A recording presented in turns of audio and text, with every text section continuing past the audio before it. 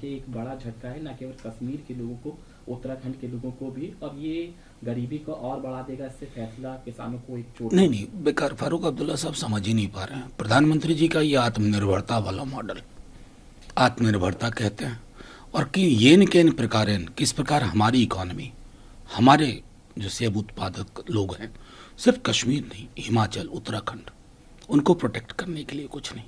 तो जाहिर तौर पे ये कीमत है। शायद प्रधानमंत्री जी के मित्र भी इस बिजनेस में हैं, हमें पता चला है। अब देखिएगा कैसे वारा न्यारा होता है, लेकिन ये चिंता का विषय है, और उन्होंने सामूहिक चिंता फारूक अब्दुल्ला साहब ने व्यक्त की। सर, जनरल वीके सिंह का बयान आया है कि पाकिस्तान के कब्जे वाले कश्मीर यानी पीओके को कुछ समय बाद अपने आप ही भारत में विलय हो जाएगा। उन्होंने कहा कि थोड़ा इंतजार करिए। मैं तो जनरल साहब से कहूँगा, मणिपुर बड़ा परेशान है। देश में अलग अलग जगह अपने लोगों के बीच में नुकीली दीवारें आ गई हैं साहब। जनरल वीके सिंह साहब, पहले इन्हें समेट लीजिए, फिर ये भी ख्वाब पूरा हो जाएगा। लेकिन जो है वो महफूज रहे, जो है वो सुरक्षित रहे, जो है उसमें सौहार्द रहे। उसके लिए जनरल साहब आपको कभी बोलते नहीं सुनता हूं, बड़ा कष्ट होता है। अब तो सबसे बड़े पद पे रहे, उस पद के व्यक्ति की एक गरिमा अलग होती है, उसका स्मरण करिए।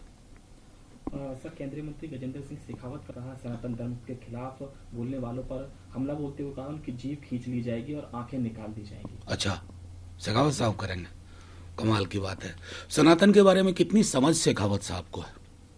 क्या सनातन और वर्णाश्रम में साम्य है? जवाब दीजिए। गजेंद्र सिंह जी, मैं ये भी कहूंगा कि सीवर में उतर के मरने वालों की जाति क्यों नहीं बदल रही है? ऊंच नीच क्यों है? क्यों आज भी रोहित वेमुला को आत्महत्या करनी पड़ती? एक बार जवाब दीजिए ना, शास्त्रार्थ ही हो जाए। वो तो हमारी परंपरा रही है। आइए बैठते हैं कहीं भी, जगह आप चुनिए, दिन भी आप चुनिए, शास्त्रार्थ हो। हर धर्म को मैं समझता हूं इस किताब की कसौटी पे आना होगा। इससे बड़ी कोई किताब नहीं है साहब, पुरखों ने दी है संभाल के रखने के लिए। बस इतना ही कहूंगा। सर, रॉबर्ट वाड्रा के बयान पर उन्होंने बोला कि रॉबर्ट वाड्रा ने जिस तरीके से कहा कि नेहरू से और कांग्रेस से बीजेपी ने ये सब कुछ सीखा है। उन्होंने कहा G20 का जो सम्मेलन हुआ, सफल सम्मेलन, वो प्रधानमंत्री के नेतृत्व में हुआ। देखिए, मैं समझता हूं कि समझ नहीं पाए आर.के. सिंह साहब। वो तो पता नहीं, ये वही थे जिन्होंने सेफ्रॉन टेरर शब्द का भी इस्तेमाल किया था। आर.के. सिंह साहब, ये देश एक दिन में नहीं बना है, 70 बरस लगे। आप जो कहते हैं ना 70 साल में कुछ नहीं हुआ। 47 से जो यात्रा शुरू हुई, पहला आम चुनाव 52 में, तब से लेकर के हर एक प्रधानमंत्री ने अपने कार्यकाल में देश की गरिमा बढ़ाने का काम किया। आप लोगों के साथ दिक्कत क्या है ना, आपके साथ खास तौर पे, आपका तो पूरा करियर ही बीता है दूसरे प्रधानमंत्रियों और दूसरे निजाम में। आप जब ये कहते हैं ना तो बड़ी तकलीफ होती है।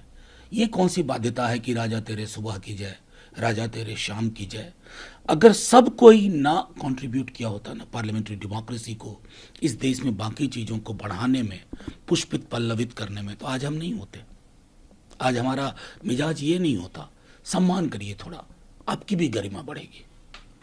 सर, नितिन गडकरी जी का बयान, सर, नसीरुद्दीन शाह की जो फिल्म, नसीरुद्दीन शाह का बयान आया है, ये केरला स्टोरी हुई, ये तमाम जैसी फिल्में हैं, इनकी लोकप्रियता को लेकर चिंतित हैं। उन्होंने कहा है कि ये कहीं ना कहीं समाज को बांटने की कोशिश। देखिए, थर्ड राइक में लेनी रेफेंसल की एक फिल्म आई थी, ट्रायम्फ ऑफ द विल, उस वक्त बहुत देखी गई थी, आज नहीं देखी जाती। मैंने सदन के अंदर भी कहा था कि कोई भी फिल्म किसी भी जख्म पे बने, किसी भी दर्द पे बने, वो मलहम का काम करे, नमक छिड़कने का काम ना करे। जब फिल्में या डॉक्यूमेंट्री नमक छिड़कने का काम करती हैं तो समाज के जो जख्म होते हैं, जो घाव होता है, वो कभी भरता नहीं। उस संदर्भ में आप नसीर साहब की बात को रखिए, शायद कुछ हम बेहतर कर पाए आने वाले दिनों में। सर, डीएमके की टिप्पणी पर रविशंकर प्रसाद का बयान आया है। उन्होंने कहा, अंग्रेजी में कहावत है, the cat is out of the dog, जो उन्होंने सोचा था वो बाहर। देखिए, the cat is out of the bag जब कह रहे हैं ना, तो रविशंकर जी पे मुझे बहुत थोड़ी उन पर तरस आता है। रविशंकर जी आजकल बहुत मीडिया में लाए जा रहे हैं, तो मुझे बेहद खुशी है कि उनका रिवाइवल हो रहा है। लेकिन रविशंकर जी, मैं आपसे कुछ सवाल पूछता हूँ और उस पर जवाब चाहिए। सनातन वर्णाश्रम धर्म का क्या रिश्ता है? ये ऊंच कुल नीच कुल क्यों चला आ रहा है? अंबेडकर के 22 वाउस, रविशंकर जी पढ़ा है आपने? पढ़िए एक बार, फिर उस पर क्या टिप्पणी है। और रविशंकर जी, मैं ये भी पूछना चाहूंगा कि मोहन भागवत जी ने तकरीबन 96 घंटे या 120 घंटे पहले कहा था कि 2000 वर्षों तक हमने उनका उत्पीड़न किया। ये उनका कौन है और हम कौन है? और हां, किसी भी धर्म को संविधान के मर्म पर, आप तो लॉयर भी हैं, हालांकि ब्रीफ इन दिनों आपका बहुत बुरा है, लेकिन एक लॉयर को समझ होनी चाहिए। इतने सारे सवाल आपके समक्ष रखे हैं। मैंने कबीर की बात भी नहीं की है, मैंने उस परंपरा का जिक्र भी नहीं किया है कि इस देश में अलग अलग तरह की परंपराओं के बीच में क्या संवाद होता रहा। ये एकांगी दृष्टिकोण ना, आप जिस धर्म के, हम जिस धर्म के हैं, उसको कभी भी प्रबल नहीं होने देगा, क्योंकि उसकी विसंगतियां इतनी है। ये इन मुद्दों पर अगर चर्चा करें रविशंकर जी, पार्टी लाइन को थोड़ी देर के लिए दरकिनार करते हुए, तो बड़ी खुशी होगी। सर, दिग्विजय सिंह का आया, उन्होंने कहा मध्य प्रदेश में हर जगह आईटी के कार्यालय खोले जा रहे हैं, ईडी के दफ्तर खोले जा रहे हैं और विपक्ष को कहीं ना कहीं परेशान करने की कोशिश की जा रही है, लेकिन कांग्रेस करने वाली नहीं है। देखिए, दिग्विजय सिंह जी ने कहा, वो सिर्फ मध्य प्रदेश में नहीं है, छत्तीसगढ़ में, हमारे बिहार में। आज ही देखिए, अमित शाह जी ने एक्स्ट्रॉर्डिनरी परमिशन दी है कि लालू जी पर मुकदमा करो, तेज करो, तेजस्वी जी को परेशान करो, उधर बंगाल में परेशान करो, उधर झारखंड में परेशान करो। ये क्या दर्शाता है? ये दर्शाता है कि ये लोग पॉलिटिकल लोग नहीं हैं, इन्हें राजनीतिक लड़ाई लड़नी नहीं आती है। ये चाहते हैं कि ईडी के कंधे पे बंदूक रख करके गोलियां चलाएं। गोली ईडी से चले, निशाना ये लगा रहे हैं। गोली आईटी से चले, निशाना ये लगा रहे हैं। गोली सीबीआई से चले, निशाना ये लगा रहे हैं। तो इस राजनीति का भी पटाक्षेप होगा। लेकिन मुझे डर है, इतना खराब कर दिया इन संस्थाओं को, कल की वो सरकार में नहीं रहेंगे, इनकी आने वाली सारी जिंदगी इसी के चक्कर काटते बीतेगी।